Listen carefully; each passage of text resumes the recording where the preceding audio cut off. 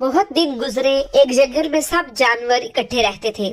وہ سب ایک ہی ساتھ کھانا کھاتے، ایک چشمے میں پانی پیتے، ایک ساتھ مل کر کام کرتے اور سردیوں میں ایک ہی غار میں آرام کرتے۔ ان دنوں سب جانوروں کو مکھن کھانے کا بہت شوق تھا اور ان کے مکھن کا ذخیرہ بھی ایک ہی تھا۔ جب کسی کو ضرورت ہوتی تو وہ مکھن نکال کر استعمال کر لیتا۔ ایک دن انہوں نے دیکھا کہ کسی نے بہت سارا مکھن نکال کر چرا لیا ہے۔ سب جانوروں کو بہت پریشانی ہوئی اور انہوں نے مل کر فیصلہ کیا کہ روز رات کو ایک جانور جاگ کر پہرا دیا کرے گا۔ چنانچہ سب سے پہلے باری آئی ریچھ کی۔ ریچھ جاگ کر مکھن کا پہرا دینے لگا۔ پہرا دیتے دیتے اس کی ٹانگیں درد کرنے لگی۔ رات کے پچھلے پہر اس کے کانوں میں سرگوشیوں کی آواز آئی۔ ریچھ کے کان کھڑے ہو گئے۔ کوئی آہستہ آہستہ کہہ رہا تھا، بیری کے درخت پر شہد کے چھتے میں سوراخ ہو گیا ہے، جس سے شہد بہا جا رہا ہے۔ ریچھ ہوتا تو اسے بتا دیتے۔ ریچھ شہد کھانے کا بہت شوقین تھا۔ وہ سب کچھ بھول بھال کر باہر کی طرف دوڑا۔ جیسے ہی وہ باہر نکلا، خرگوش اندر آیا اور جی بھر کر مکھن کھایا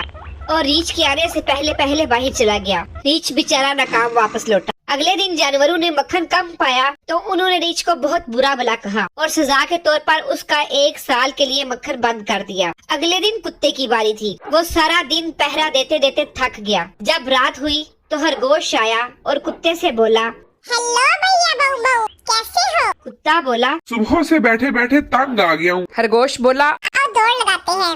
کتا دوڑنے کا بہت شوقین تھا، جھٹ سے تیار ہو گیا۔ خرگوش بولا، میں گھاس میں دوڑتا ہوا پل تک جاتا ہوں، تم سڑک آؤ، دیکھتے ہیں پہلے کون چکر لگا کر واپس آتا ہے۔ کتا مان گیا اور دوڑ شروع ہوئی۔ خرگوش گھاس میں کچھ دیر دوڑا اور پھر دبک کر بیٹھ گیا۔ جب کتا کافی دور نکل گیا تو خرگوش واپس آ گیا۔ اس نے جا کر مکھن کھایا اور پھر گھاس میں چھپ گیا۔ اتنے میں کتا دوڑ لگا کر واپس آیا اور اس نے ہانپتے ہوئے آواز دی، اے خرگوش بھیا، کہاں ہو تم؟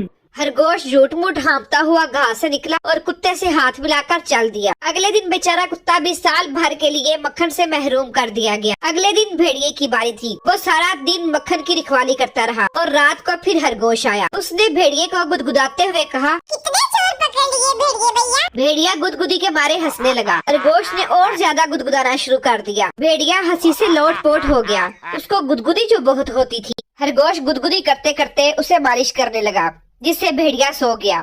تب خرگوش اندر آیا اور اس نے جی بھر کر مکھن کھایا اور گھر کو چل دیا۔ اگلے دن بھیڑیے کا بھی وہی حشر ہوا۔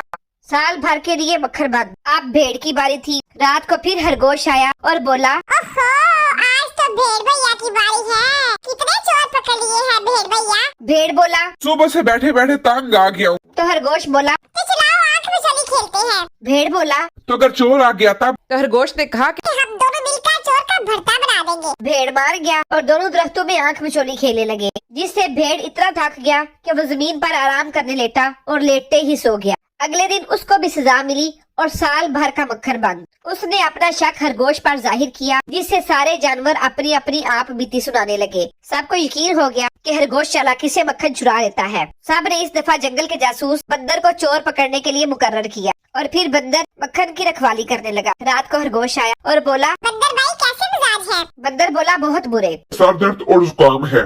خرگوش بولا، تو چلو آؤ سیر کو چلے۔